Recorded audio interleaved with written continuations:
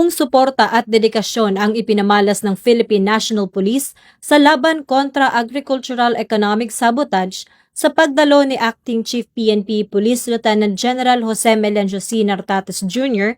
sa pulong ng Anti-Agricultural Economic Sabotage Council na ginanap noong Agosto 29 sa kasalukuyang taon.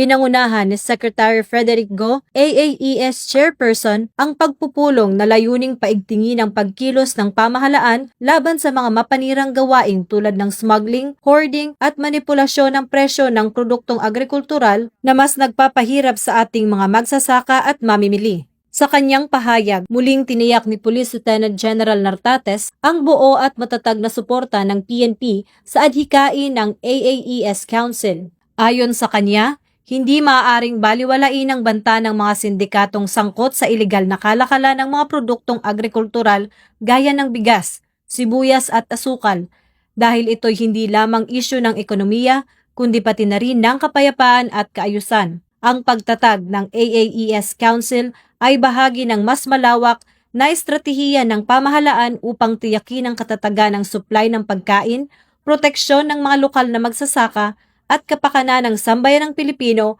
para sa nagkakaisang bagong Pilipinas.